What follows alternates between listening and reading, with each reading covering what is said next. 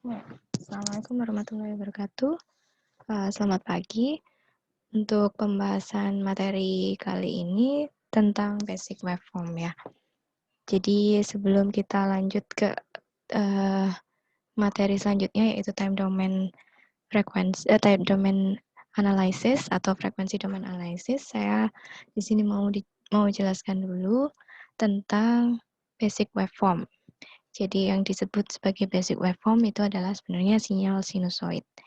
Jadi di sini sinyal sinusoid itu merupakan bentuk sinyal yang paling dasar dalam analisis sinyal. Kenapa? Karena yang paling gampang untuk dibuat atau dihitung secara matematis. Jadi sinyalnya itu bisa kita create sendiri, jadi pakai sinyal sin omega t atau cos omega t, seperti yang kemarin kalian sudah kerjakan di tugas sebelumnya. Jadi sinyal kalau misalnya di dunia nyata itu nanti bentuknya bermacam-macam atau bisa bahkan random. Tapi untuk menghitung biar lebih gampang itu sinyal diumpamakan dalam bentuk dasar. Jadi ada basic waveform yaitu sinusoid.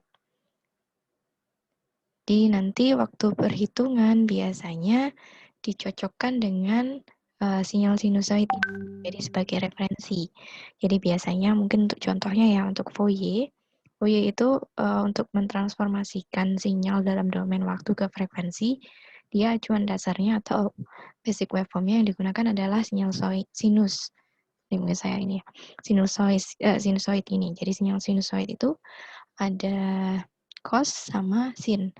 Sama kan bentuknya ya, ada puncak kemudian gelombang. Cuman untuk yang cos itu hanya beda di fasa. Kemarin kan fasa sudah. Jadi kalau antara cos untuk diubah ke sin itu tinggal ditambahkan 90 derajat. Kalau sin juga tinggal dikurangi 90 derajat untuk ubah ke cos. Jadi bentuk dasarnya sebenarnya sama, satu puncak dan satu lembah. Ini jadi masuk namanya sinyal sinusoidal. Nah, ini paling gampang karena kalau misalnya kita menghitung ini sebagai frekuensi, satu puncak, satu lembah ini adalah satu frekuensinya. Jadi dalam 1 detik kalau ada satu puncak, satu lembah ini bisa kita sebut sebagai satu hertz lah istilahnya. Jadi ini paling gampang di-create.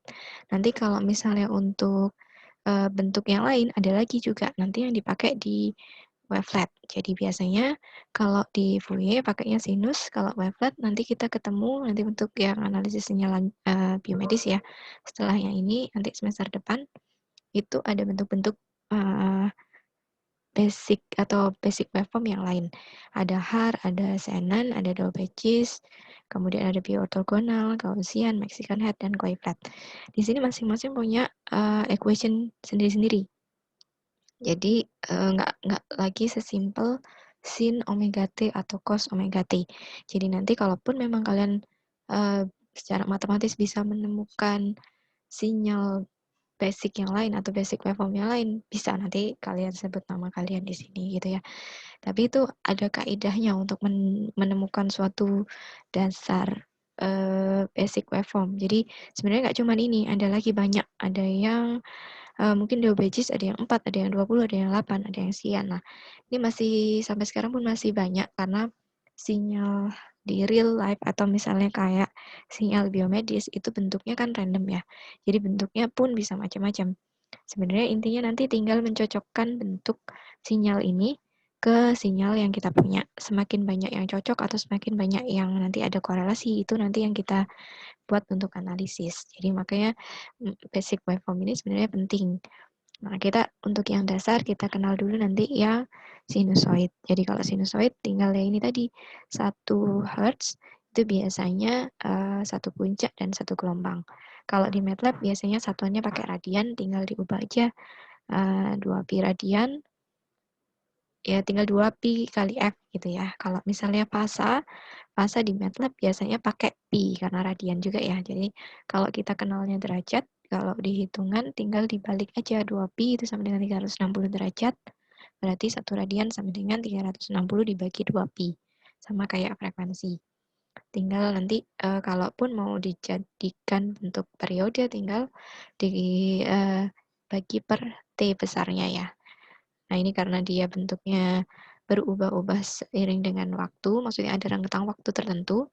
Jadi ini ada T, ada variabel T-nya, jadi dalam selang waktu tertentu. Nah, ini contoh kalau misalnya kita plot, jadi beda fase. Beda fase itu baru sekarang ya, yang kemarin belum ya, sorry, sebenarnya saya keliru berarti ini. Yang beda fase baru ini. Jadi kalau mau kita hitung beda fase, kita bisa pakai MATLAB, paling gampang ya, tinggal di plus kan. Kemarin bener sudah ya kayaknya ya, bener kok. Jadi kalau misalnya tinggal positif, ya sudah ya. Saya lupa kemarin, kalian karena kemarin pakai video ya. Jadi Sudah, Bu. ya sudah ya, oke. Jadi Sudah, Bu. tinggal review. Jadi ini untuk menghitung waktu delay-nya. Jadi kalau kemarin kan hanya menghitung bergeser sekian derajat, kemudian bergeser ke kanan atau bergeser ke kiri. Nah, yang di sini selain bergeser kita hitung waktunya.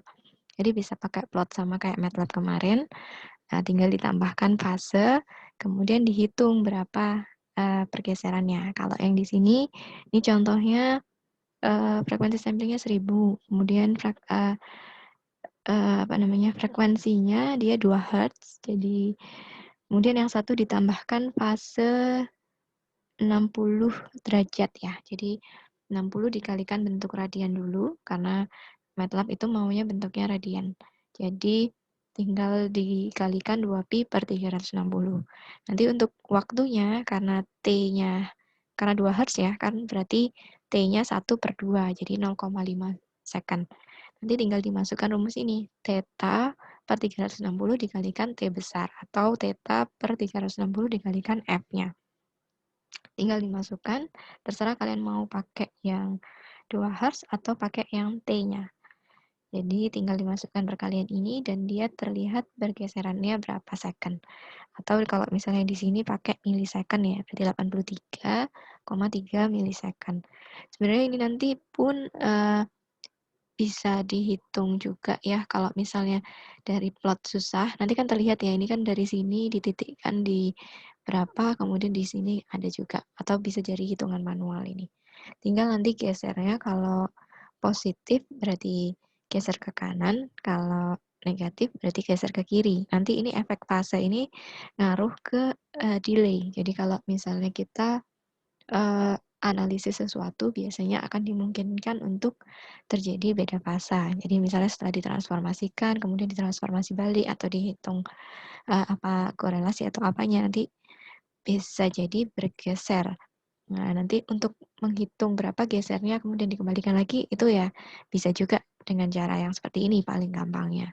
Jadi nanti untuk menghindari adanya delay, karena nanti untuk yang real time biasanya kendalanya adalah delay. Jadi sebisa mungkin dia nggak delay kan ya, tapi memang ada sepersekian milisecond ada konsekuensi delay, yaitu kita memang nggak bisa hilangkan 100%, tapi paling nggak kalau untuk kasus yang tidak terlalu riskan, misalnya untuk yang deteksi atau yang offline atau sekian, itu delay agak banyak pun nggak apa-apa. Tapi kalau untuk kasus yang emergency, misalnya dia harus saat ini kondisinya seperti ini, ya harus munculnya seperti ini. Tapi kalau ada delay kan bahaya, akan menjadikan seseorang yang harusnya masih bisa ditolong jadi nggak bisa ditolong. Nah, itu berarti riskan. Nanti biasanya ada pembahasan sendiri tentang delay time, karena biasanya memang untuk yang real time kendalanya adalah delay ini tadi. Di sistem pun nanti juga akan ada delay, jadi nanti kita akan minimalisasi itu. Tapi ini mungkin untuk advance ya. Untuk yang dasar kita cukup tahu dia ada delay sekian detik. Nah, nanti biar tinggal dilaporkan, oh ada delay, ada beda fase, berarti ada delay sekian gitu. Ini juga bisa, jadi kalau misalnya tadi kan cuma satu jenis sinyal, tapi kalaupun memang sinyalnya ada 2, dan 2 itu beda fungsi, misalnya satunya cos, satunya sin, caranya juga bisa dihitung time delay-nya dengan cara salah satunya diubah dulu. Jadi terserah mau diubah ke sin atau mau diubah ke cos. Tinggal pakai perhitungan ini tadi ya, kalau misalnya cos berarti dia tinggal sin ditambah 90 derajat, kalau cos kalau sin dikurangi 90 derajat. tinggal diubah. Kalau yang di sini contohnya diubah ke bentuk cos. Jadi sin-nya diubah dikurangi 90 derajat. Tinggal T-nya yang kita mau cari 1 per F-nya. F-nya adalah 2pi omega ya. Kalau masih ingat kan cos omega T per 3 omega T plus theta. Jadi omeganya adalah 4.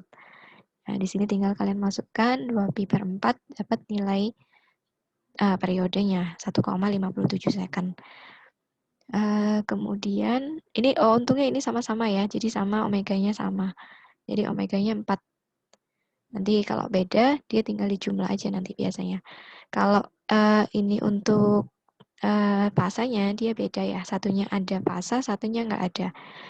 Jadi kalaupun nggak ada ini tapi ini sudah dikurangkan 90. Jadi ditambahkan antara 30 karena dia bergeser ke kiri dikurangi minus 90 jadi plus 90 ya. Jadi 120 per 360 dikalikan 1,57. Jadi waktu untuk delay-nya adalah sekitar 0,523 second. Ini untuk yang caranya, ini untuk yang simple, tapi untuk yang real-nya nanti lebih kompleks lagi. Tapi biasanya terlihat nanti di grafik. Paling gampang sih dibentuk grafik seperti ini, jadi kita nggak usah hitung secara teoritis. Tapi untuk menghitung teoritis ya caranya seperti ini ya. Nah, sebenarnya untuk pola sinusoid ini pure sine sama pure cosine ini ada jenis gradiennya ya. Mungkin masih ingat kalau dulu zaman SMA kalau misalnya A-nya positif, B-nya positif itu masuk di gradien 1. Jadi ini kalau misalnya dalam bentuk derajat biasanya kalau totalnya kan sebenarnya 360, tapi di sini dia cuma pakai positif atau negatif. Jadi kalian harus lihat A-nya di sini. A itu sebenarnya di sini ya. Jadi kalau dua sinyal kemudian digabung, kalian lihatnya tinggal A-nya adalah positif atau negatif. Kalau dua-duanya positif, berarti masuk di gradien 1. Berarti antara 0 sampai 90 derajat. Jadi pergeseran fasanya antara itu kalau mau diubah ke bentuk derajat. Kalau A-nya positif, B-nya negatif, berarti antara 90 sampai 180. Kemudian kalau A, B negatif, berarti derajat 3 ya, 180 sampai 270. Kemudian untuk yang keempat, dua negatif, satunya positif. Jadi ini karena kita bicara sinyalnya dalam bentuk osilasi kemarin kan bentuknya kayak rotasi gitu ya, jadi bentuknya lingkaran. Nanti mungkin ada satu video yang untuk menjelaskan itu. Jadi nanti tinggal kalau mau dihitung tetanya, tinggal di tangan min 1 B per A. Ini sama kayak persamaan di trigonometri. Jadi tinggal dihitung nanti kalau dijumlahkan berapa fasanya, fasa totalnya gitu ya.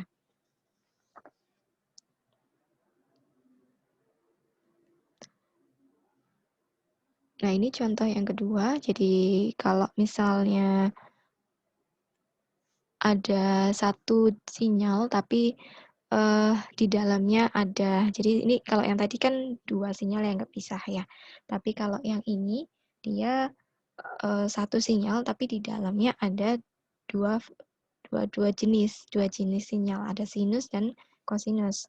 Sama untuk caranya pakai yang tadi, rumus yang ini tadi, A-nya berarti kan 5, kemudian B-nya min 5 sama min 3 ya.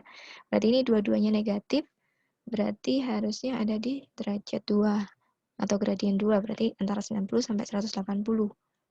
Jadi tinggal dihitung C-nya, nanti ketemu akarnya dan tangannya.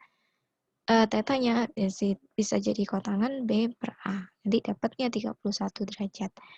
Jadi nanti sudutnya atau ini pasti ada di derajat ketiga karena minus-minus. Jadi ini nggak langsung 31 derajat seperti ini, tapi harus ditambahkan 180 karena dia ada di derajat ketiga. Jadi totalnya, sorry ini harusnya derajat, oh ya 3 ya, benar 3A, B 3 benar. Berarti harus ditambahkan 180. Jadi antara dia fasanya 211 degree atau derajat. Dan nanti kalau dijadikan suatu single sinusoid, nanti hasilnya tinggal diubah ke bentuk C-nya. Jadi bukan lagi A sendiri-sendiri, tapi jadi C sin theta. Jadi di sini tinggal yang mau di akhir bentuknya apa. Kalau cos ya cos ya. Bisa jadi C cos atau B sama dengan C sin. Oke, nah di sini tinggal kalau misalnya kalian bentuknya cos ya berarti tinggal dikurangi theta. Kalau mau sin berarti ya tinggal di plus theta. Pokoknya tinggal perubahan fasanya. Derajatnya yaitu tetap 211 derajat. Ini untuk perhitungan fasa sama pergeseran waktunya itu ya. Jadi ini kalau misalnya kita lihat bentuk sinyal, kalau misalnya di jumlah, ini mungkin kemarin juga sudah dicontoh, kalau dilihat itu kalau misalnya frekuensinya sama, dia nggak akan merubah bentuk. Jadi bentuknya tetap hanya amplitudenya yang berubah. Jadi kayak ini, pi-nya sama, misalnya anggap aja 2 Hz, atau misalnya ini 1, 2, 3, 3 ya, 4. 1, 2, 3, sorry. Berarti 3 Hz. Dalam 1 detik ada 3 gelombang. Jadi, dua-duanya sama, antara yang X sama yang Y. Nanti kalau dijumlah, tinggal amplitudenya aja yang dijumlahkan. Jadi ini 2, ini 3. Hasilnya kalau dijumlah 5 amplitudenya. Tapi untuk frekuensinya tetap. Tapi nanti kalau frekuensinya beda, kayak yang kemarin kalian coba di tugas, satunya frekuensi 5, satunya frekuensi 10 misalnya, atau berapa. Nah, itu nanti bentuknya bukan lagi sinus. Sebenarnya sinus, tapi nggak kelihatan. Jadi ada kayak 2 puncak gitu ya. Nah, seperti itu. Biasanya kalau yang paling gampang sih kalau yang beda adalah amplitude, karena tinggal dijumlahkan aja yang bagian depan. Nanti meningkat aja, tinggal tambah tingginya. Ini kebetulan karena plotnya sama, harusnya ini 5-nya lebih tinggi ya. Ini faktor penskalaan aja. Ini lagi-lagi masih pakai persamaan trigonometri kayak matematika teknik. Jadi kalau cos ditambah cos dia bisa dijumlah seperti ini. Nanti ini banyak rumusnya ya, nanti dicoba buka lagi. Kalau sin ditambah sin bisa digabung seperti ini. Jadi ngikutin kaidah trigonometri yang sifat yang ini. Dan kemudian kalau dibuktikan secara matematik atau secara komputasi, hasilnya juga benar. Nanti untuk fungsi yang lain kalau misalnya dibuktikan dengan plot juga bisa. Nanti gimana bentuknya. Nah, ini complex representation of sinusoid. Jadi sebenarnya kenapa perlu diubah ke dalam bentuk kompleks? Karena ini juga sebelumnya saya pernah singgung sedikit. Kalau bentuk kompleks itu kan singkat ya, tinggal eksponen J kalikan X. Kalau di sinyal X-nya ya tinggal diganti omega T. Jadi eksponen pangkat J omega T. Sebenarnya kalau misalnya kita tarik ke bentuk plot seperti ini, itu ada 2 jenis. Jadi ada yang imajiner, yang J ini, sama yang bentuk real. Jadi dalam suatu sinyal itu pasti ada komponen real sama komponen imajiner. Kalau kita tulis dalam bentuk matematis yang biasa, cos omega T plus minus J sin omega T, itu kan jadi panjang.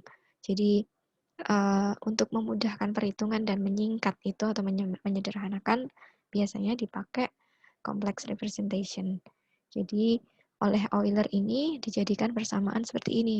Eksponen sama dengan Jx cos omega, atau misalnya kalau di matematis biasanya cos X plus minus J sin X ya.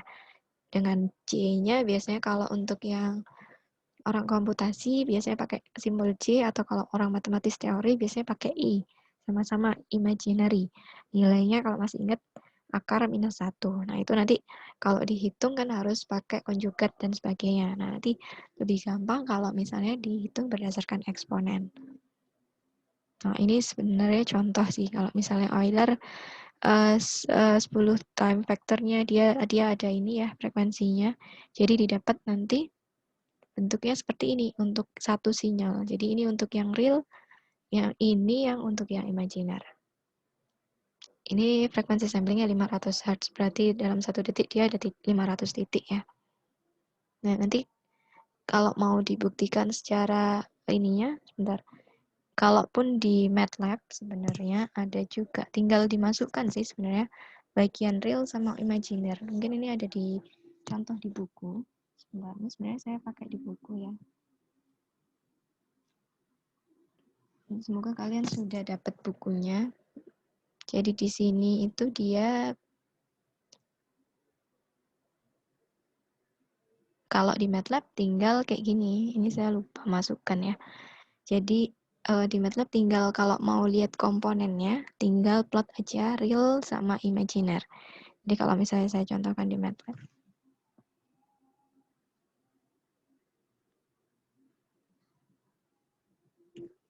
Nah, saya pakai command window aja karena ini kan simple, nggak usah disimpan ya. Jadi tinggal ketik aja di sini.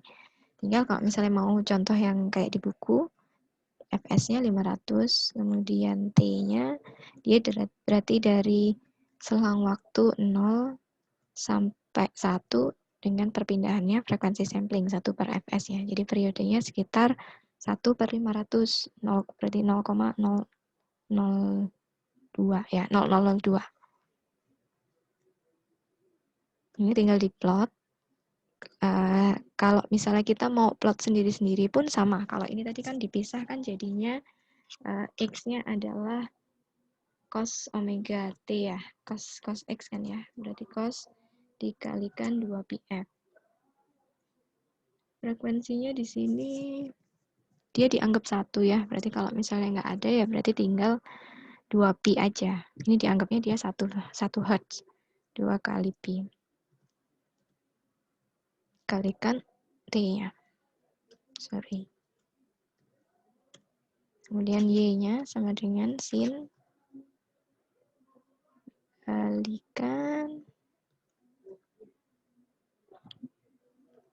J sin ya. J kali. Kalau di MATLAB kalian tulis J atau I aja dia udah tahu. Jadi dia udah mendefinisikan bahwa itu adalah bilangan imajiner. 2 kali pi dikalikan T. Benar ya. J sin omega T. Sorry.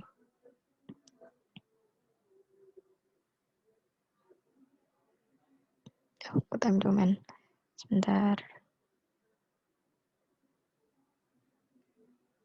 J sin omega X. Omega T ya. Tinggal diplot. Kalau mau dijadikan satu kayak gini ini tadi. Bisa pakai MATLAB yang real sama yang imajiner, image gitu ya. Tinggal pakai ini. Atau kita juga plot sendiri-sendiri. Ini sebenarnya cuma mau membuktikan bahwa kalaupun kita pakai komponen eksponen sama sendiri-sendiri itu hasilnya sama. Sorry sebentar, ini nggak bisa di enter kalau salah. Z-nya adalah eksponen, saya copy aja biar cepet ya.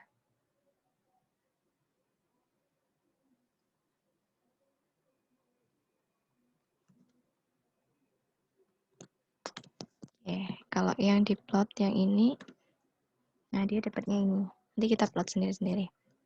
Ini kalau saya pakai eksponen sama persis ya. Nanti kalau untuk yang plot X, Y, plot T, X, kita mau kasih warna merah, boleh. Nanti kalau merah ya R. Kemudian yang satu kita langsung tumpuk aja ya, T, Y.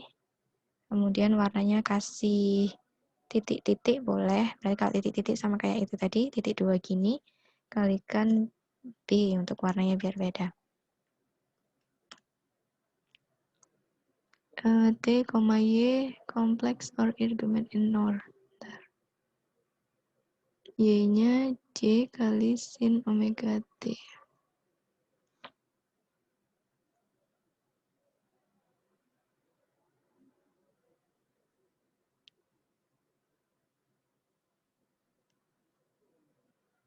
Sorry, ini harusnya, ini kalau kita nggak bisa ubah, Jadi harus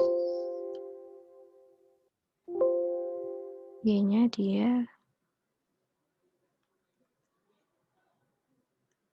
nggak mau, jadi harus satu-satu gini ya. Nah, tetap kayak gini.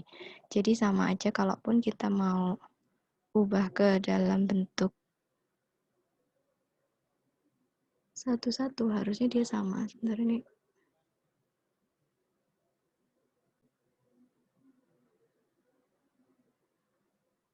Nah, beda fase ya. Yang realnya ini yang salah saya. Min J ya harusnya ya. Sin-nya adalah min J sin omega T.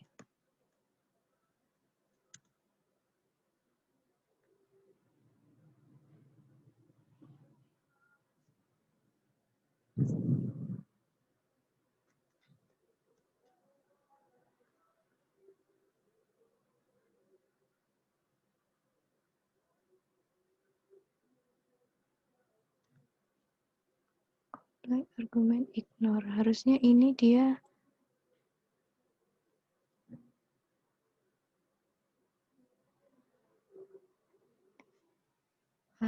sama ya. Harusnya. Sebentar, saya cek dulu. Ini ada yang saya keliru kah? Min J sin omega T.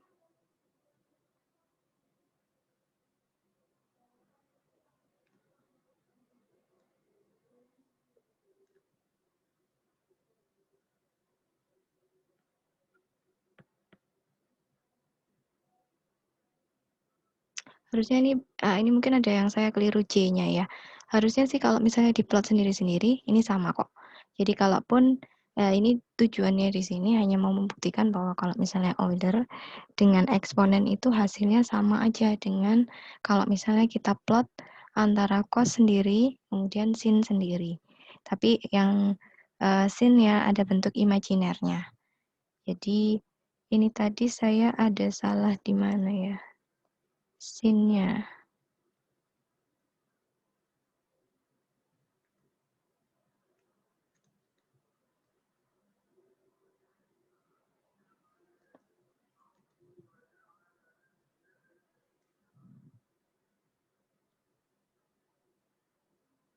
Nah, ini agak beda fase sebentar. Realnya sudah benar sama, kemudian yang ininya yang agak beda. Tapi ini karena kemungkinan beda ininya, minusnya. Jadi harusnya min sin T mungkin ya. Bentar. Ah ya, minusnya lupa saya tadi ya. Jadi kalaupun memang ini kan dibentukkan jadi Euler sudah menyingkat kalau kita ngitung pakai eksponen sama yang bentuk sendiri-sendiri yang cos bla bla bla min sin bla bla bla itu akan lebih gampang ngitungnya pakai satu garis ini eksponen min J kalikan 2pi kalikan T gitu aja ya. Nah ini mungkin ada video singkat sebentar dari kenapa sih butuhnya eksponen. Ini saya ambil dari Coursera. Jadi mungkin dilihat dulu ya sebentar kok, ini 15 menit. Let's start with a little warning. Suaranya kedengaran ya? Dengar, Bu. Oke, ya udah. Ya, coba ya dilihat dulu. Ini pentingnya eksponen jadi sebenarnya. To make the most of this lecture, you have to be familiar with the notation e to the power of jx, where j is the imaginary unit. If you're not, perhaps a little review of your complex algebra textbook is in order. We have said that in nature, oscillations are everywhere, from the heartbeat to engines to waves to musical instruments. And the fact is, the sustainable dynamic systems must exhibit an oscillatory behavior. Somehow you have to have something that comes back to its initial state, because things that don't move in circle cannot really last for a long time. So for instance, a bomb has a lot of energy, but the release of energy is unidirectional and so not sustainable. Rockets, same way, and unfortunately human beings as well, although many parts inside our bodies do work in circular patterns. An oscillation is the product of a rotation. You take a point on the plane, you make it go around in a circle, you create an oscillatory behavior. If you put a coordinate systems around the center of the oscillation, you can describe the vertical and horizontal displacement of this point as it goes around the circle with a cosine and a sine function. So you always have two trigonometric functions that work together to describe the position of something that turns around in circles. Perhaps it's easier to use a complex reference system centered on the origin of the oscillation and use a complex exponential to describe the position of the point on the plane. So we will say that the position of the point is described by a complex exponential e to the j omega t, where omega is the rotation frequency. So here we are in standard algebraic terms where t is a real variable that indicates time. In discrete time, things are a little bit different. The discrete time oscillatory heartbeat has three fundamental ingredients: a frequency omega, where the units are radians and not radians over seconds because our quote-unquote time variable is a-dimensional. It has an initial phase phi and an amplitude a. And the discrete time sequence is a times e to the j omega n plus phi. We can use Euler's formula to decompose this into a real and imaginary part, and so we have a times cosine of omega n plus phi plus j sine of omega n plus phi. So why use complex exponentials instead of explicit sine and cosine functions? Well, first of all, we're all building our own digital signal processing world. We said we can use complex numbers in digital systems, so why not? But it makes sense because every circular motion is always a sine and cosine intertwined, and Euler's formula compactly brings them together in one single function. And it makes math simpler because trigonometry becomes simple algebra. For instance, let's try and change the phase of a cosine in the old school trigonometric way. So if we have cosine of omega n plus phi, then we have to remember the trigonometric identities for the sum of angles. And we know that the result will be something like a times the cosine of the first term plus b times the sine of the first term. But do we remember if it's plus or minus? Or do we remember the values for a and b and so on and so forth? So it's kind of a mess and very much error prone. Conversely, if we try and change the phase using complex algebra, we have the cosine of omega n plus phi is simply the real part of e to the j omega n plus phi. Now we can decompose this complex exponential into the product of two complex exponentials. We have no problem performing the multiplication of two complex numbers when we separate the real imaginary parts, and then we get the result without any mnemonic effort. So sine and cosines live together, phase shift becomes simple multiplication, and the notation is way simpler. Okay, so the complex exponential is our friend. Let's get to know it a little bit better. The complex number e to the j alpha is a complex number with real part cosine of alpha and imaginary part sine of alpha. In magnitude, e to the j alpha is always equal to 1, so the point e to the j alpha always lives on the unit circle. And how we find this point? Well, we travel along the unit circle counterclockwise until we reach an angle equal to alpha, where alpha is expressed in radians, and that is the position of our complex exponential. If we have any point on the complex plane and we multiply this point by e to the j alpha, we're rotating this point counterclockwise by an angle alpha on a circle centered in the origin and with radius equal to the magnitude of z. So we can use multiplication by a complex exponential to rotate any point on the complex plane. This is actually at the heart of the complex exponential generating machine that will create all these complex exponential signals that we will use in the future. So a sequence like x of n equal to e to the j omega n, where omega is the frequency of the complex exponential sequence, can be obtained at each step by multiplying the previous point in the sequence by e to the j omega. Okay, so this is how we recursively generate a complex exponential sequence. And if we plot the sequence of points on the plane, it will all start at one location. So let's assume that x of 0 is equal to 1. And so the next step will be 1 times e to the j omega. And we will have moved here by an angle omega counterclockwise around the unit circle. And then in the next step, we will move by another angle omega, and so on and so forth. And that's how we generate a complex exponential signal.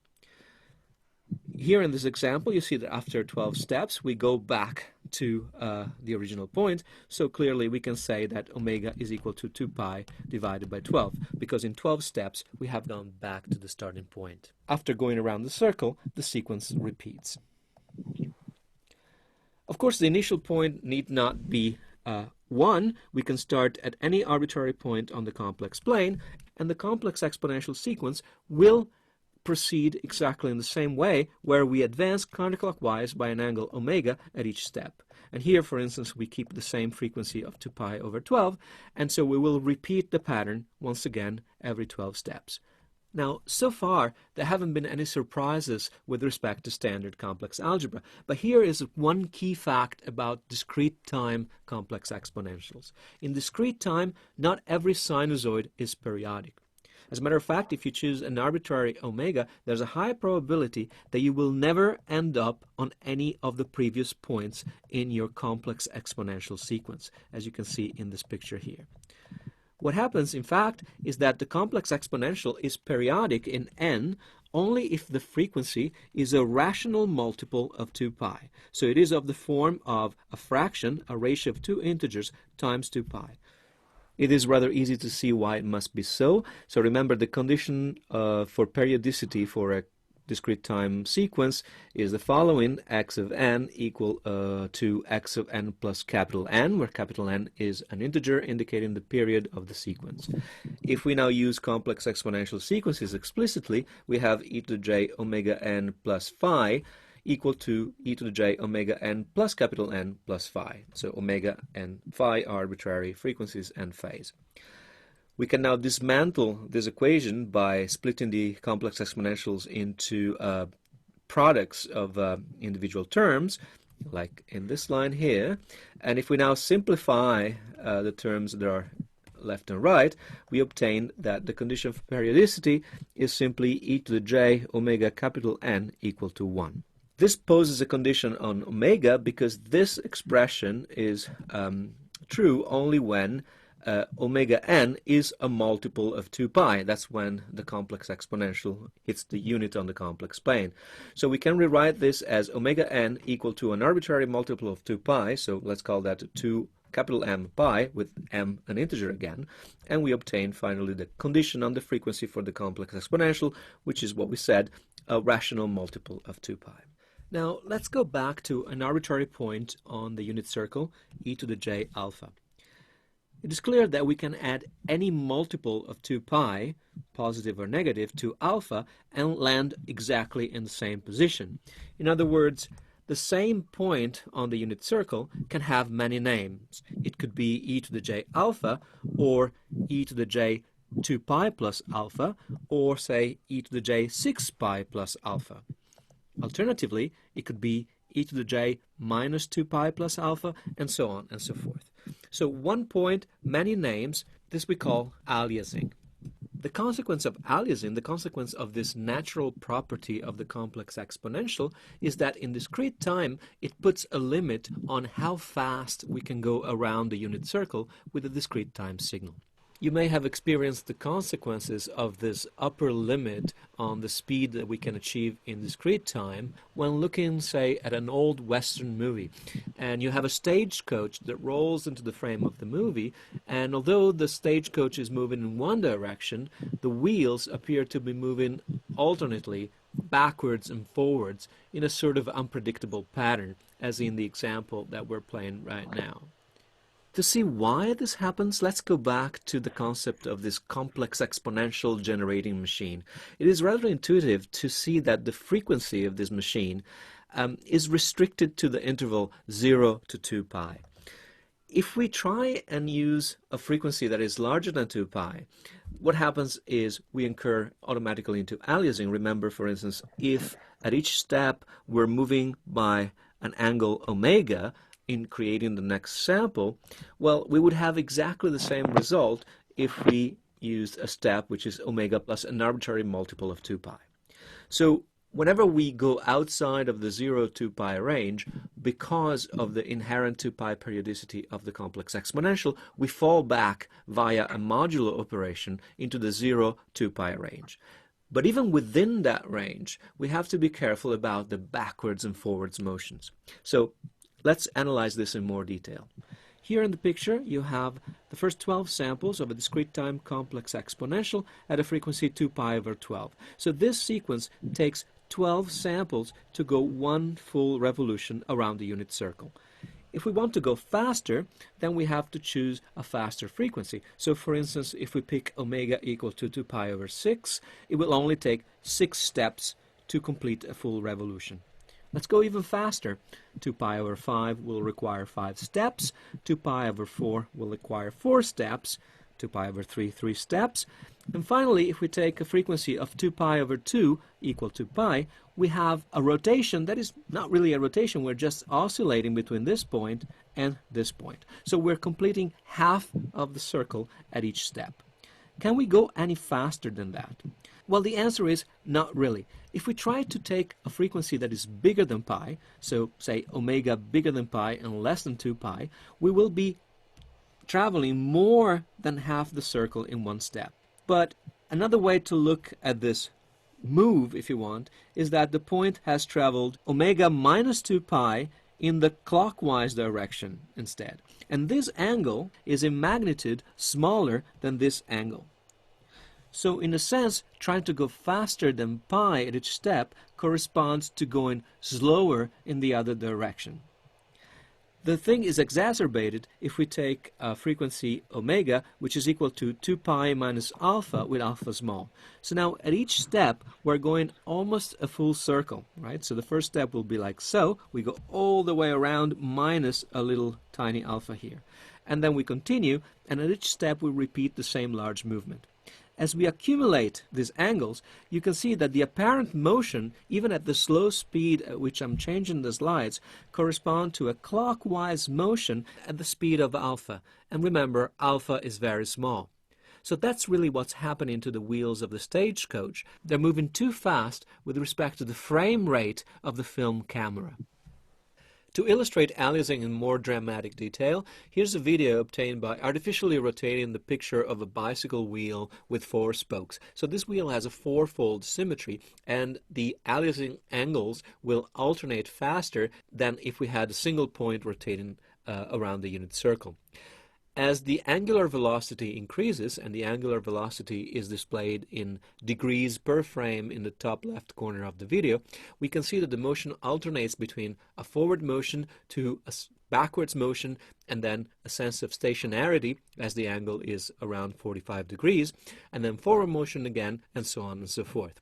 But if we look at the hub of the wheel, which is not perfectly symmetric in the picture, then we can see that the actual motion of the frames is always forward at an increasing angular speed.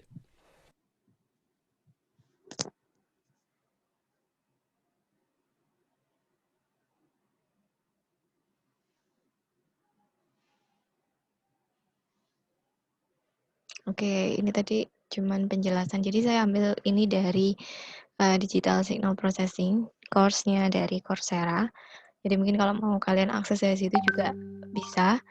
Tapi di situ karena dia benar-benar digital processing ya, jadi contohnya memang umum, nggak ke yang biomedical. Tapi sebenarnya dari sini tadi kita bisa tahu kalau misalnya bilangan kompleks itu dia sangat menyederhanakan perhitungan. Jadi udah yang nggak perlu yang trigonometri, dia sudah jadi satu bentuk algebra yang dimana itu udah lebih perhitungannya dia juga bisa menjelaskan antara itu sinyal itu periodik atau tidak periodik. Sebenarnya ini tadi juga karena sinyal itu sebenarnya apapun yang berubah. Nah ini nanti contohnya pakai roda ini ya. Kalau misalnya kita ngomong di dalamnya eksponensial tadi bentuknya kan radian. Jadi kalau untuk mendefinisikan suatu frekuensi dia akan terlihat juga rotasinya, apakah dia rotasinya periodik atau tidak. Jadi sebenarnya penting kalau misalnya kita harus pakai eksponen, karena nanti perhitungannya ataupun komputasinya dia juga akan lebih simpel. Jadi kalau misalnya ini tadi ada juga ya disebutkan kalau misalnya periodik, dia akan selalu berulang di titik yang sama. Kalau misalnya tidak periodik, kita bisa lihat dia step-nya akan nggak selalu di tempat yang sama. Nanti mungkin kalau secara realnya kita akan susah ngelihat pola. Jadi, tapi kalau misalnya nanti kita hitung dan sebagainya akan ketemu pola. Jadi memang lebih gampang ya lihat dari fungsi matematisnya. Jadi sebenarnya kalau misalnya bilangan kompleks ini pentingnya nanti untuk mensintesis. Jadi kalau di signal processing ada dua hal ya, ada analisis sama sintesis. Kalau analisis sebenarnya yang kita lakukan dasar ini, analisis yaitu mencari informasi dari suatu sinyal. Nah, informasinya itu gimana caranya kita olah biar dapat suatu informasi. Kalau sintesis kita mencoba membuat sinyal itu. Jadi mendefinisikan suatu sinyal dengan suatu persamaan matematis. Nah, biasanya untuk mendefinisikan itu yang lebih susah karena biasanya untuk memodelkan sesuatu, misalnya untuk mungkin ada pemodelan gimana sinyal jantung kalau dimatematiskan. Nah, untuk mensintesis itu nanti butuh matematis dan sebagainya. Nah, untuk mempermudah untuk mendefinisikan biasanya lebih dipilih pakai bilangan kompleks. Karena mungkin pemodelan juga macam-macam ya, ada pemodelan yang kemarin sistem ada yang pakai blok diagram, ada yang pakai benar-benar matematis perhitungan. Jadi misalnya dimodelkan kalau misalnya katup jantung ini mungkin nanti sama Pak Alfian atau Pak Alfian ya.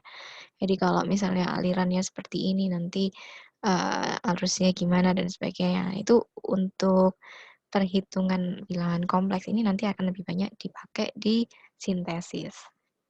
Gitu. Mungkin sampai yang di sini ada yang mau ditanyakan sebelum kita lanjut ke yang time domain analysis. Adalahkah? Kalau nggak ada, jadi sebenarnya basic sinyal atau basic waveform yang dipakai untuk perhitungan adalah sinusoid yang paling gampang ya, karena sebenarnya bentuknya ya sinus satu frekuensi itu nanti satu puncak satu gelombang. Jadi sebenarnya nanti yang dilakukan adalah mencocok-cocokkan. Nanti mungkin akan saya lanjutkan di korelasi ya, gimana caranya ini nanti bergerak gimana nanti Fourier itu sebenarnya kayak gimana. Oke, lanjut dulu aja ya. Kalau nggak ada pertanyaan tentang basic waveform. Nah, sekarang kita mulai ke time domain analysis.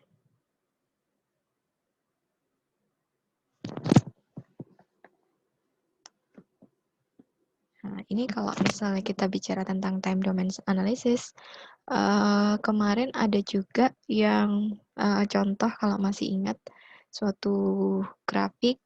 Nah, itu kira-kira kalau misalnya bentuknya seperti itu, apa yang kita lakukan untuk bisa dapat informasi. Informasi ini kalau misalnya di sinyal disebutnya fitur ya.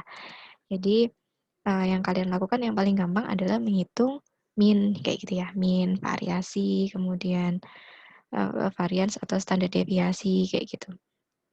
Nah, selain itu ada juga nanti untuk time domain analysis yang namanya korelasi.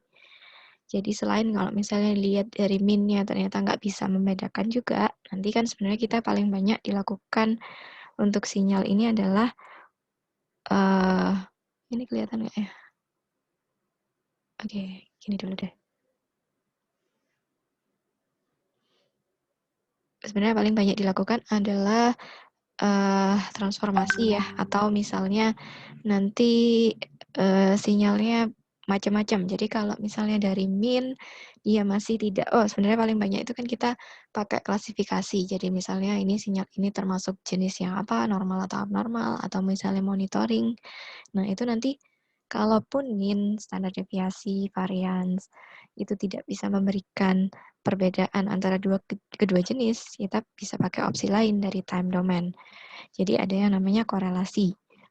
Nah, korelasi ini sebenarnya mengkuantifikasi atau menghitung kemiripan dari sinyal dengan sinyal pembandingnya. Sinyal pembandingnya ini bisa macam-macam. Sebenarnya kalau misalnya sinyal pembanding ini disebutnya adalah reference. Kalau yang disinyal ya reference itu adalah basic waveform tadi.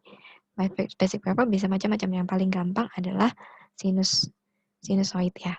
Jadi secara matematis korelasi itu adalah 1/n-1 sigma dari karena ada 2 sinyal ya, jadi dibandingkan sinyal yang pertama dengan sinyal yang kedua. Jadi error sinyal yang pertama dengan sinyal yang kedua dikalikan karena dicocokkan gitu.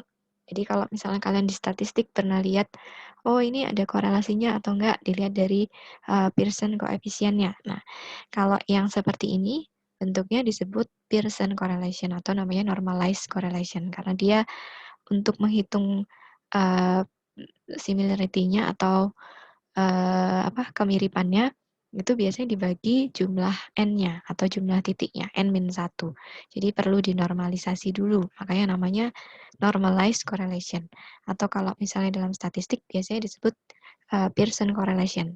Simbolnya bisa RxY gini, atau kalau misalnya di Pearson correlation statistik ya itu namanya rho.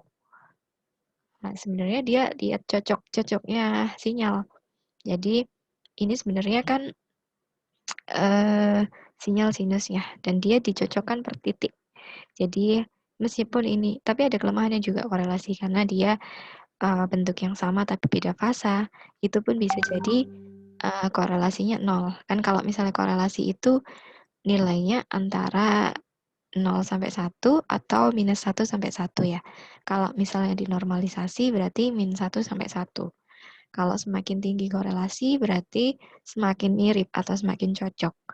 Jadi kalau misalnya ini harusnya kan sama ya, tapi korelasinya 0 karena dia hanya mencocokkan tiap titik.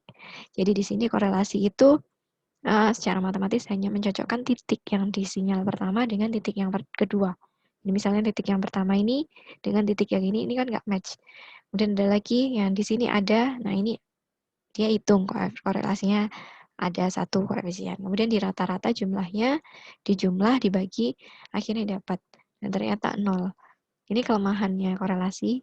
Jadi meskipun bentuknya beda, tapi beda fase, bisa jadi dia tidak berkorelasi meskipun bentuknya sama. Tapi kalau ini segitiga dia masih ada titik, lumayan masih berkorelasi karena di titik yang sama dia bersinggungan atau ada yang mirip. Atau yang seperti ini bentuknya sinyal yang ini kemudian dicocokkan dengan sinyal sinusoid.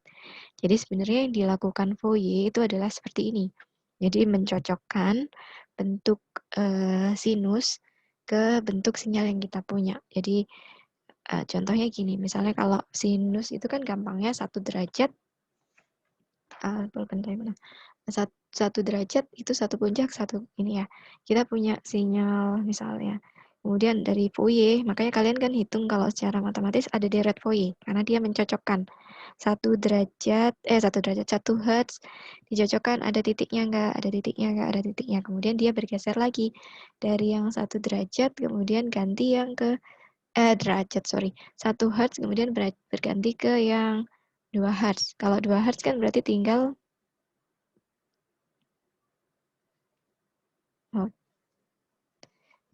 ke yang ini, tinggal 1 kotak. Bentar ya, ini harus pelan-pelan kalau mau gambar.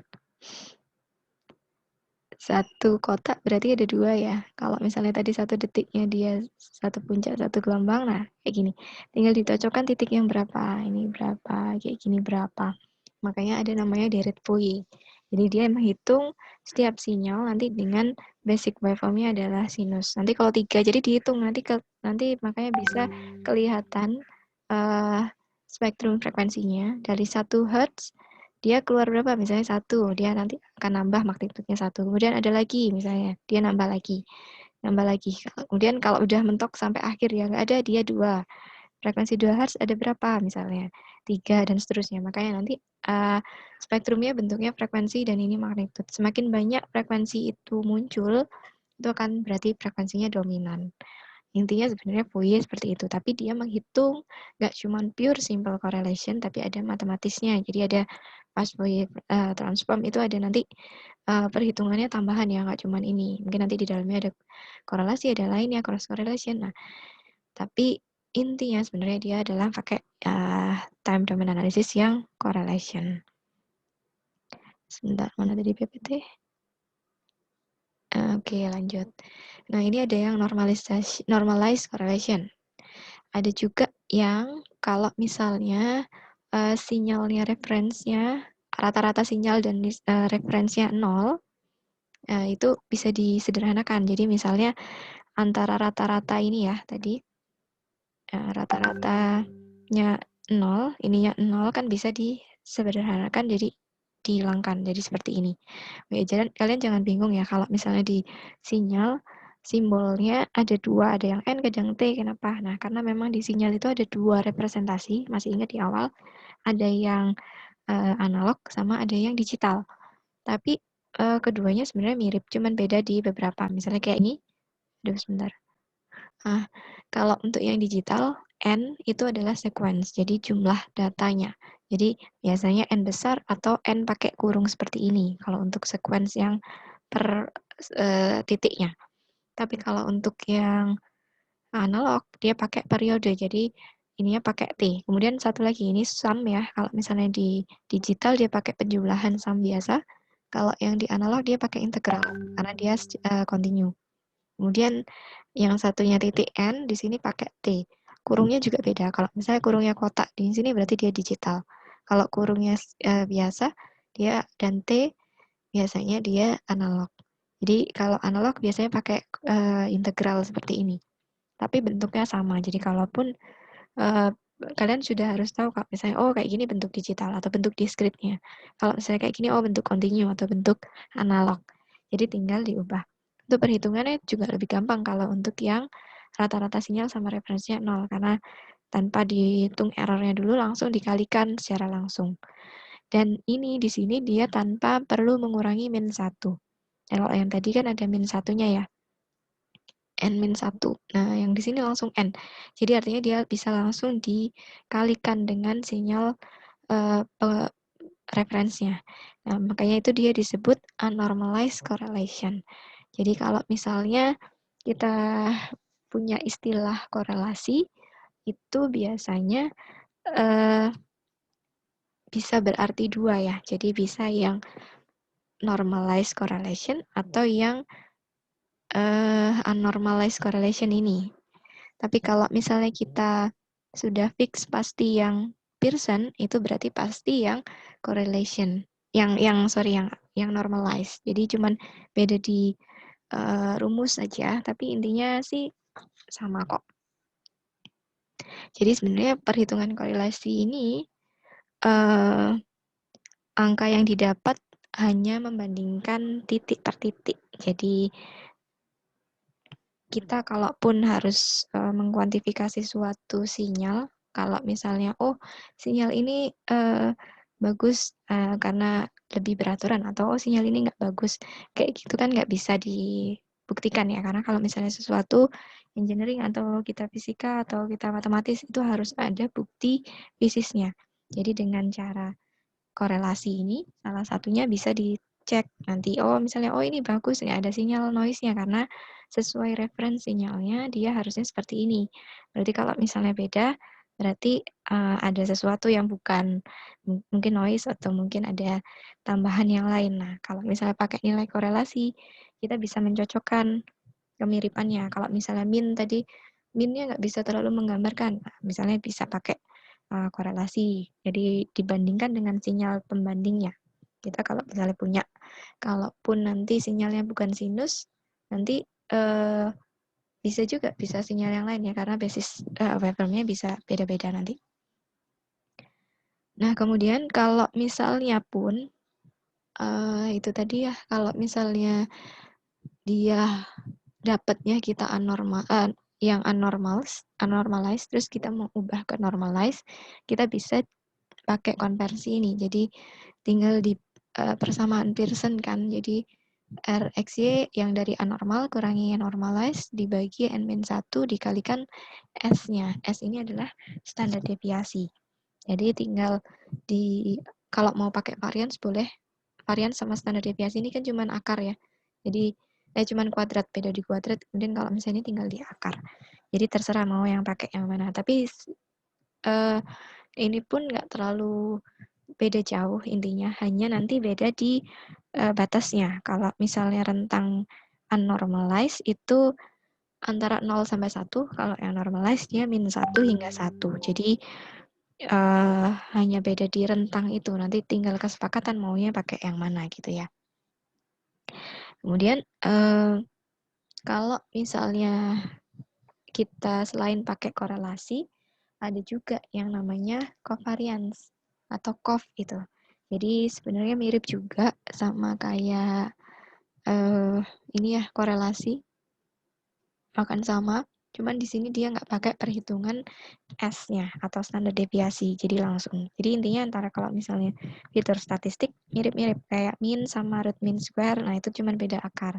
Standar deviasi sama variance cuman beda di kuadrat.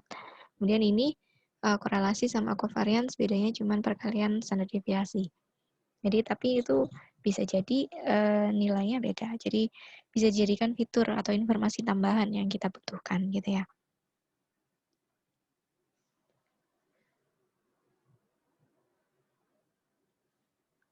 Ini mungkin contohnya. Jadi ini nanti mungkin kalau misalnya mau lebih jelas bisa juga dibaca di buku ya. Di buku lebih detail ada contohnya juga. Jadi nanti tinggal dilihat aja proporsinya antara X dan Y. Intinya kalau misalnya korelasi itu membandingkan dua fungsi. Entah fungsi yang pertama itu apa, fungsi yang kedua adalah yang kita mau lakukan. Jadi kita mau cocokkan. Jadi berdasarkan correlation coefficient atau sebenarnya kalau kita sebut correlation coefficient penyebutannya itu pasti adalah Pearson correlation atau yang normalized ya. Jadi kalau misalnya di statistik munculnya adalah coef atau correlation coefficient gitu. Itu adalah yang normalized. Tapi kalau correlation biasa itu biasanya masih yang bisa macam-macam, bisa dua, bisa normalized, bisa ini yang Pearson tadi. Jadi perlu dilihat dulu fungsinya.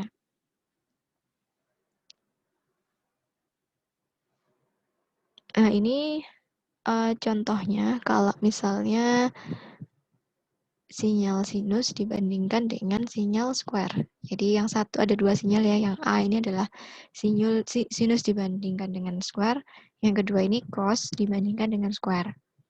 Jadi kalau kita lihat ini salah satu juga kelemahan antara korelasi. Jadi nanti ada lagi ya korelasi macam-macam nanti di belakang. Jadi kalau yang sinus di sini masih banyak titik yang tepat ya, ada yang bersinggungan. Dia secara matematis kalau mau dihitung secara trigonometri dia pakai integral, selang waktunya adalah T karena satu periode ini ya, 1T, kemudian yang ada nilainya kita bisa setengahkan, jadi tinggal dikalikan 2 karena ini kan selangnya sampai totalnya 4.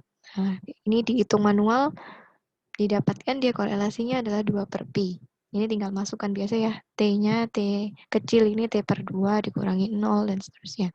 Tapi begitu cos, dia nilainya 0. Nah ini kan sebenarnya kita kalau secara kasat mata kelihatan ya, karena ini loh bentuknya mirip gitu, tapi bentuknya cuman sinus sama kosinus itu kan cuman beda di fasa. Harusnya secara ininya juga paling nggak ada kemiripan. Tapi kenapa kalau dibandingkan sama sama square hasilnya bisa beda. Nah ini juga membuktikan bahwa korelasi ini hanya membandingkan per titik. Jadi nggak melihat kemiripan. Kalau di awal tadi kan disebut sebenarnya dia mencocokkan berdasarkan kemiripan. Tapi kemiripannya nggak yang secara utuh, tapi kemiripan secara titik. Titiknya ada di titik itu atau enggak. Nah, tapi ini nanti bisa diselesaikan pakai cross correlation ya nanti di belakang. Nanti mungkin dijelaskan lebih lanjut. Nah, kalau misalnya perhitungan ini tadi secara analog ya, secara kontinu, kita juga bisa pakai MATLAB untuk nyelesain. Jadi kita tinggal bikin titiknya jumlahnya berapa, kemudian periodenya berapa. Kalau yang sesuai sama ini periodenya kan 4. Jadi satu gelombang ini dia butuh 4 detik. Jadi di sini 4 frekuensinya karena dia butuh sampai 8 second ya. Jadi dalam satu titik dia jadi dapatnya sekitar 0,25 Hz. Jadi frekuensi samplingnya dia 500 dibagi 4. Jadi jumlah titiknya ada sekitar 500 bagi 4, 500 per 4 ya, 0, sekian lah. Nah, nanti tinggal diplotkan waktunya, T-nya dari 0 sampai N-1, karena kita pakai hitungan jumlah titik. Kalau kita mau pakai 8 juga boleh, jadi di sini tinggal di 0 sampai 8 gitu dibagi 1 per Fs, boleh, sama aja. Dan ini yang kita bandingkan adalah sinyal X untuk yang sinus, sinyal Y untuk yang cos. Dan yang Z ini adalah yang square. Jadi kalau mau menghitung correlation, kalau mau menghitung manual, bisa pakai min X. Sebenarnya kan rata-rata ya X. Ini ada dot kali, jadi dia per titik, artinya titik X dikalikan dengan titik X yang sama. Jadi didapatkan nilai Rx-nya sekian. Jadi ini kalau misalnya dihitung secara ini sudah sama 2 per pi, hasilnya sekitar 0,6. Kalau yang ini dia 0, secara komputasi karena dia 0 ya komanya banyak, jadi minus sekian 0 pangkat min 17. Jadi hampir kalau misalnya dibulatkan sama dengan 0. Jadi di sini membuktikan bahwa yang analog itu perhitungannya sama dengan yang digital. Jadi kalaupun komputasi itu sudah sangat merepresentasikan nilai yang kontinu atau yang analog. Nah, sebenarnya kalaupun kita mau pakai toolbox yang di MATLAB, bisa juga pakai CoreCoef ya, CoreCoef dan covariance. Kalau CoreCoef ini correlation coefficient, kalau yang covariance. Nah, nanti tinggal dikalikan gini, CoreCoef ini X-nya aja. X-nya nanti mau kalau misalnya 2 sinyal ya X, Y. Tapi kalau X aja berarti dibandingkan dengan dirinya sendiri. Jadi nanti akan ada matriks. Matriks ini akan bergantung dengan ukuran sinyal atau input yang kita masukkan ya. Kalau misalnya nanti 2 kali 2 bentuk ukurannya, ya berarti dia 2 kali 2 ukurannya di sini. Nanti di diagonal ini dia dibandingkan dengan nilainya sendiri. Yang di sini titik 1 dan titik 2. Jadi sinyal yang pertama di titik pertama, sinyal yang kedua di titik yang kedua, kayak gitu. Jadi nilai R1 sama R1,2 itu sama pasti dengan R2,1. Yang covariance juga gitu ya. Ini nilainya per titik. Jadi dia karena perhitungannya per titik, jadi titik 1,1, 1,2 karena kita misalkan dia sebagai matriks. Kalau dihitung sebagai contoh, sama kayak gini. Misalnya kita mau melihat correlation antara sinyal sinus, kosinus, sama sawtooth atau yang bentuk dari gigi. Tapi cos-nya ada yang 1 Hz, 2 Hz, cos-nya yang 2 Hz, ini yang 1 Hz ya. Jadi ini untuk yang pertama adalah yang kosinus, ini sinus, cos yang 2 Hz, kemudian yang sawtooth. Jadi kalau dibandingkan, ini S itu yang covariance ya, yang Rx ini yang correlation. Jadi ini sinyal sinus dengan dirinya sendiri. Yang pertama kosinus ya, kosinus dengan dirinya sendiri. Kemudian yang kedua ini kosinus yang kedua ya, berarti sinyal cos dengan sinus. Kemudian yang ketiga cos dengan cos tapi beda frekuensi. Nah, itu dan seterusnya. Jadi yang nilai yang 1 2 dengan 21 pasti nilainya sama. Jadi lihat salah satu arah aja, mau yang ke kanan atau yang ke bawah, boleh. Ini kalau yang ini dengan dirinya sendiri yang biasanya diagonal. Jadi kedua berarti sin dengan sin, dirinya sendiri juga pokoknya. Ini tinggal dilihat urutannya aja. Kalau yang covariance juga sama, jadi ini lihat variasinya kan. Jadi antara yang ini dengan yang ini perbandingan antara dua sinyal. Ini kayaknya masih ada satu yang ke close ini sebenarnya. Saya lihat dari buku aja ya. Kemarin kayaknya saya nggak sengaja hapus. Jadi sebenarnya kalau misalnya kita lihat korelasi, sambil dari sini aja ya. Kemarin saya bikin PPT sambil malam-malam sambil yang lain, jadi mungkin ada satu yang ke skip. Jadi sebenarnya ada cerita tentang correlation itu kita umpamakan sebagai suatu vektor. Jadi ada teori vektornya.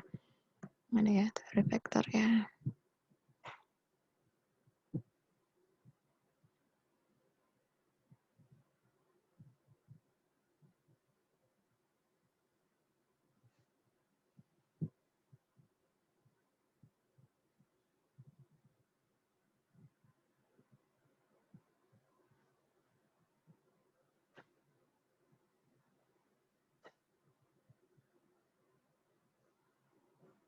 ya bentuknya dia. Nah, ini dia.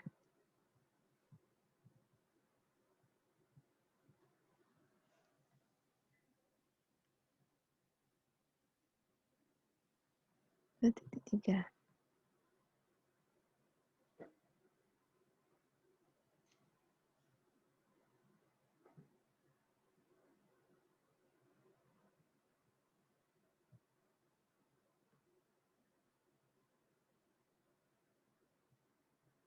Ya udahlah, oke, nggak apa-apa, saya ceritain aja. Nanti mungkin bisa dibaca ya lebih lanjutnya. Jadi sebenarnya kalau misalnya kita tarik balik sama teori vektor yang dulu, saya balikan satu di sini. Nah, jadi kalau masih ingat teori vektor yang masih ada dimensi ruang ya antara X sama Y, nah di sini kita juga bisa hitung korelasi pakai teori itu. Jadi nanti kan kalau misalnya kita hitung di matematik di komputasi bentuknya kayak gini ya, kayak dimensi matriks. Jadi ada dimensi X dan Y sebenarnya. Jadi anggap aja itu sebagai dimensi yang dimensi ruang. Jadi ada 2. Jadi nanti kalau di MATLAB ukurannya jadi matriks, baris, dan kolom. Nah, kalau di korelasi ini nanti kedua fungsi itu bisa dilihat kalau memang benar-benar tidak berkorelasi secara konsep vektor, itu bisa juga disebut sebagai fungsi ortogonal. Jadi kalau misalnya 2 fungsi itu benar-benar tidak ada korelasinya, artinya dia tidak sama sekali bersinggungan ya, atau namanya ortogonal. Jadi kalau dia ortogonal berarti dimensi vektornya adalah perpendikular. Perpendikular kan kayak melingkar gitu ya. Artinya dia tidak bertumpukan atau tidak bersinggungan. Nah, itu biasanya nanti juga dipakai sebagai teori basis waveform. Nanti kalau misalnya di wavelet, kalau kalian mau menciptakan bentuk waveform sendiri, ada syaratnya. Syaratnya sinyal itu rata-ratanya harus 0 misalnya. Distribusinya harus rata atau gimana. Nah, kemudian ada juga syarat 2 fungsinya. Fungsi yang diciptakan itu nggak boleh ortogonal dengan sinyal yang lainnya. Jadi 2 fungsi yang diciptakan itu tidak boleh ortogonal. Itu ada contohnya. Jadi nanti kalau kita bicara ortogonal di sini itu sangat banyak nanti fungsi ke depannya. Jadi kita mau tahu suatu sinyal dengan yang lain itu ortogonal atau tidak, ya caranya dengan hitung korelasinya ini tadi. Kalau dia tidak berkorelasi, berarti otomatis dia tidak tidak ortogonal. Dan juga kalau misalnya tidak berkorelasi, pasti dia bentuknya perpendikular. Jadi kalau misalnya kalian suruh ngecek, oh sinyal ini fungsinya ortogonal atau tidak, nah cek aja korelasinya. Kalau misalnya korelasinya 0 atau tidak berkorelasi, berarti dia sudah dipastikan bahwa dia adalah fungsi yang ortogonal. Jadi nanti sebenarnya fungsi ortogonal ini nanti untuk menggambarkan korelasi dengan sinyal pembandingnya. Sebenarnya kalau yang paling bagus bentuk sinyal itu adalah bentuk basis waveform itu adalah yang ortogonal. Jadi artinya tidak ada keterkaitan dengan yang lain, tapi kita bisa bandingkan gitu loh. Jadi tidak berhubungan tapi bisa dijadikan acuan. Jadi memang ada syarat-syaratnya ya nanti kalau misalnya ini. Tapi intinya kalau misalnya di ortogonal korelasinya 0 kayak gitu. Mungkin nanti untuk yang selanjutnya, covariance ini, correlation ini sebenarnya banyak. Nanti untuk contohnya, atau mungkin mau dilanjutkan besok Kamis tinggal contoh-contoh di MATLAB boleh sih. Jadi kalau dilanjutkan ke bawah, correlation itu karena dia banyak kelemahan, jadi dikembangkan lagi namanya cross correlation. Jadi kalau cross correlation, nanti cobalah ya, nanti di minggu depan kita coba contoh-contohnya di MATLAB. Jadi ada nanti cross correlation itu correlation yang diubah atau digeser gitu shiftnya, atau ada shift correlation. Jadi nggak cuma di satu titik, karena tadi kan kalau cuma satu titik bisa jadi sebenarnya dia harusnya banyak yang mirip, tapi karena titiknya nggak pas, akhirnya jadi korelasinya 0. Nah, dengan cross correlation ini dia diatasi, jadi nggak cuma dibandingkan, dia juga digeser. Jadi kayak metode transformasi Fourier sebenarnya pakai cross correlation karena dia dicocokkan juga digeser, dicocokkan digeser, dicocokkan digeser gitu. Jadi nanti banyak metode transformasi yang sebenarnya pakai time domain frekuensi, time domain analysis ini. Nanti tinggal dilihat kayak contoh yang ini. Ini sepertinya saya udah ada filenya, kita coba ya.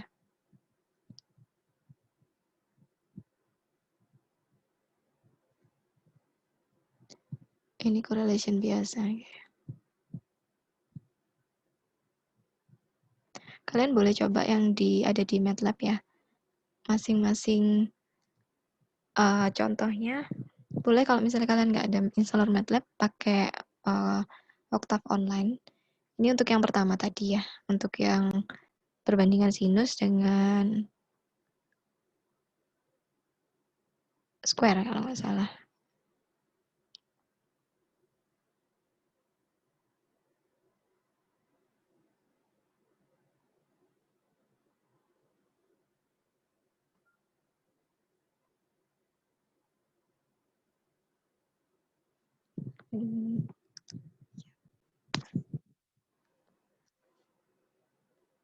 Nah, ini yang untuk yang pertama tadi. Ini untuk yang sinus dibandingkan dengan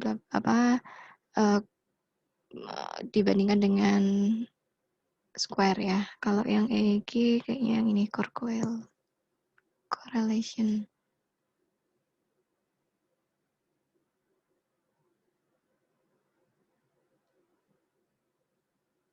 Nah, yang ini.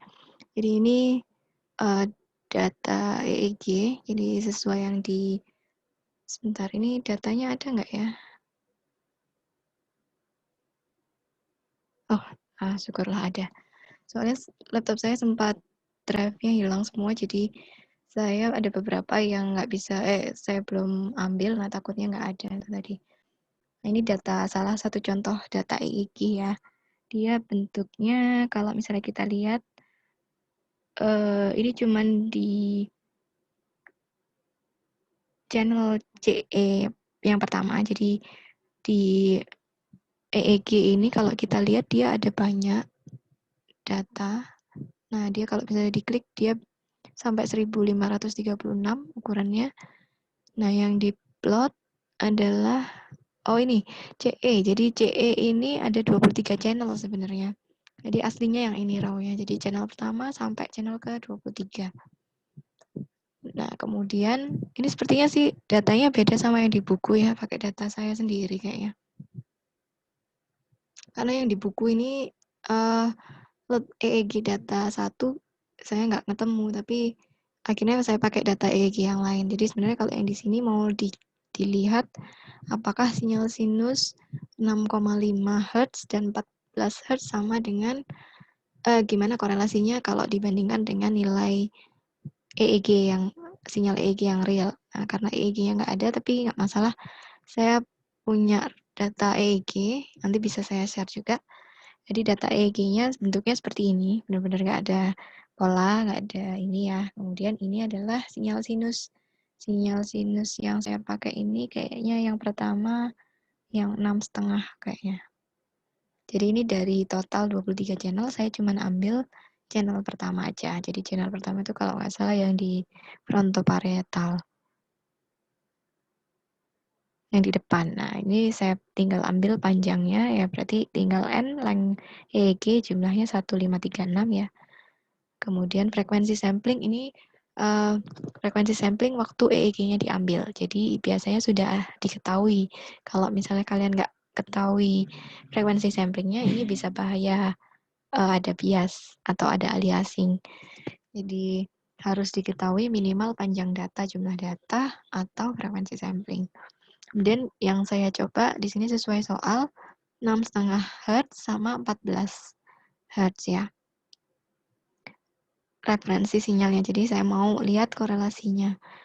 Kemudian waktunya dari 0 sampai N-1 dibagi frekuensi sampling. Kemudian saya plot. Ini untuk yang plot pertama ini yang EEG asli, yang ini. Nah, kemudian ini saya langsungkan kayak sesuai sama yang dicontoh. Sesuai sama yang dicontoh ya, artinya dia langsung melakukan 2 korelasi pakai looping. Jadi langsung ada pergeserannya juga. Jadi ini sebenarnya cara contoh untuk yang cross correlation.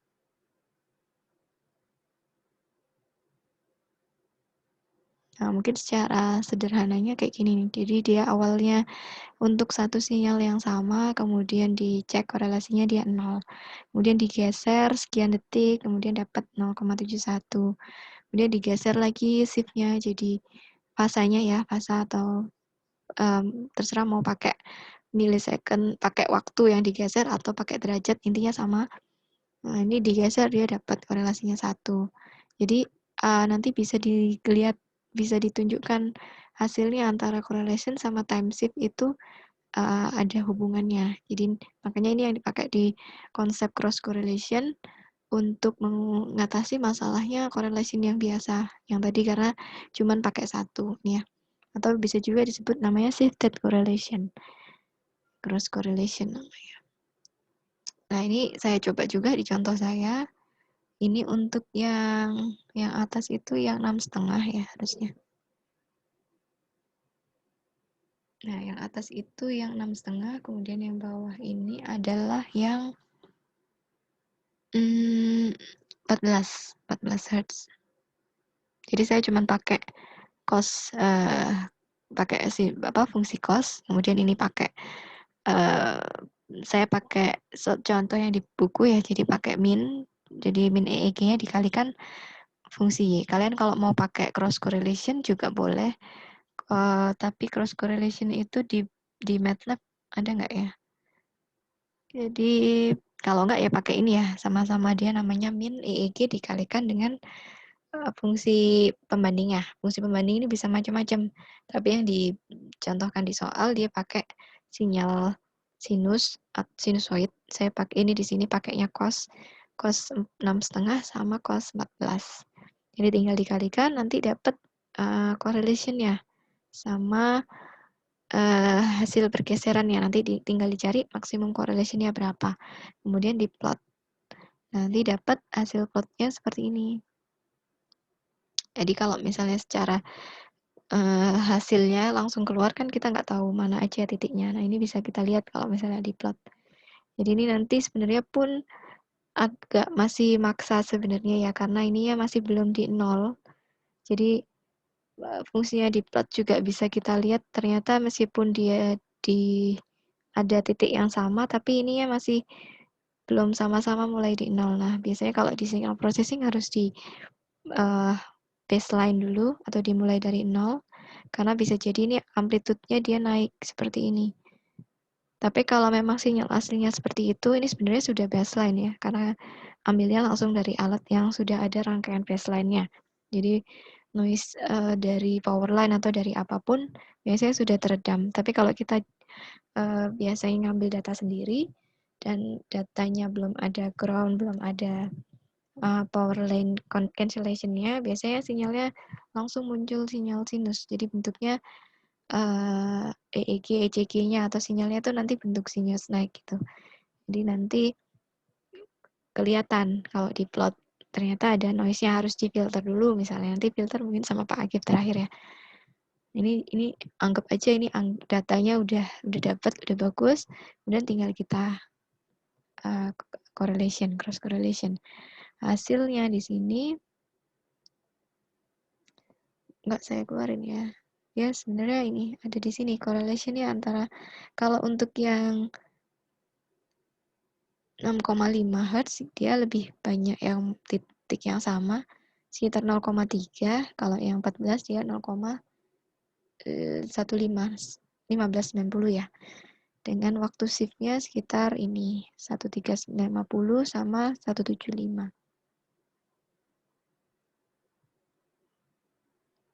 Ini hanya untuk di scaling kalau misalnya biar dia yang terlihat hanya di titik itu. Tapi sebenarnya ini kalau mau digeser, ini kan waktunya panjang ya. Titiknya kan banyak sekali. Kalau misalnya kita nggak plot, biasanya nggak atur, biasanya dia jadi numpuk rapat sekali. Kayak yang tadi ini kan sebenarnya kalau ini di zoom, yang ini di zoom, jadinya agak misah kayak gitu tadi. Nah, misalnya kayak gini.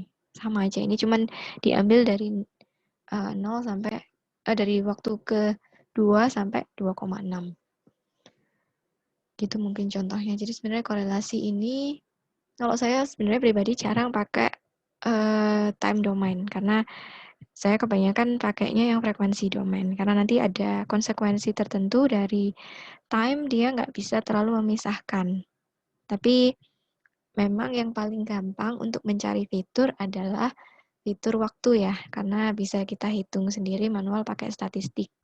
Jadi kalau semakin banyak datanya, kita bisa lihat statistiknya atau korelasinya. Biasanya untuk lihat fitur, oh ya kalau misalnya dia memang ada korelasi dan bedanya signifikan, kita bisa pakai. Misalnya kalau saya mau pakai, misalnya kemarin datanya Rijal, dia pakainya mean sama standard deviation. Ya boleh, karena mungkin dari data plotnya, dia dari plot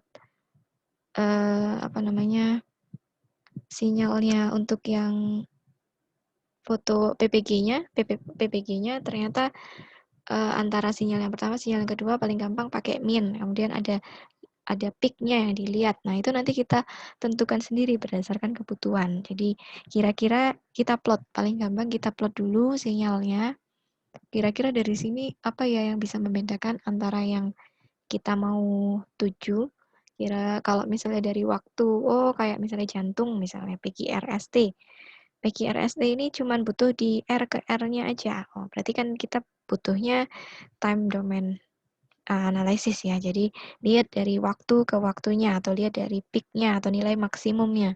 Jadi nilai time domain pun nggak hanya berhenti sampai ini ya, nggak cuman ada mean, nggak cuman standar deviasi, nggak cuman correlation, ada banyak yang lain, termasuk nanti yang baru ada PCA, atau di sini kayaknya ada kayak di bawah nanti ya, ada PCA, ini mungkin minggu depan coba kita bahas bareng-bareng lagi ya. Ada yang minimal, nilai maksimum, ada juga yang principal component analysis, ada autocorrelation, jadi banyak macamnya. Nah, ini mungkin karena kita dasar, kita lebih pentingkan yang sering dipakai, dan yang paling gampang dipakai. Nanti untuk analisisnya banyak, bahkan yang advance masih berkembang juga untuk sekarang. Begitu juga untuk yang frekuensi nanti ya. Untuk yang minggu depan, kalau misalnya ini sudah selesai, kita bisa lanjut ke yang minggu depan. Karena ini mungkin terlalu teknis, intinya sebenarnya korelasi, tapi bentuk-bentuk korelasi yang di-shift, kemudian shift-nya diatur, nah itu sebenarnya cross correlation. Yang paling banyak ya cross correlation sih sebenarnya. Nanti ada zero padding. Nah, zero padding gimana caranya kalau misalnya dihitung tapi dia tidak menimbulkan pergeseran fasa misalnya, atau zero crossing, ada macam-macam. Jadi nanti mungkin bisa kalian sambil search, lihat kalau misalnya baca di jurnal itu pakai metode apa, nah itu coba digali. Biasanya akan lebih mengena kalau misalnya kalian sambil melakukan memang. Nanti coba saya ambil contoh beberapa data gitu ya, untuk minggu depan saya siapkan data-data yang kira-kira bisa kalian hitung correlation atau apanya. Nah, nanti yang bisa membedakan. Atau mungkin boleh kalian cari sendiri dulu buat hari buat hari Senin ya, masih ada hampir ini. Nah, mungkin nanti bisa dicari, dicoba, karena nanti dataset itu kan banyak ya. Jadi dicek berapa variansnya, berapa ininya, kemudian berapa correlation-nya. Paling simple ya seperti ini tadi. Misalnya kalian bandingkan dengan nilai sinus. Kalau misalnya nggak ada nilai pembandingnya lain ya, berarti nilai sinus, lihat aja kira-kira misalnya frekuensi ECG. Frekuensi ECG itu dia ada di frekuensi sekian sampai sekian. Tebak aja di situ, nanti korelasinya berapa. Jadi sambil dicoba-coba, nanti yang dicontoh di MATLAB ini, nanti sambil dikira-kira kelihatannya apa yang berubah, apa yang bisa diambil gitu ya. Mungkin gini dulu, ada yang mau ditanyakan dari tentang time domain ini? Sebenarnya time domain ini banyak ya, intinya sebenarnya statistik kok. Jadi kayak perhitungan matematis, banyak kan ya mean, standar deviasi, cross correlation yang biasa juga bisa. Ada yang ditanyakan? Ini saya stop dulu ya, biar nggak terlalu banyak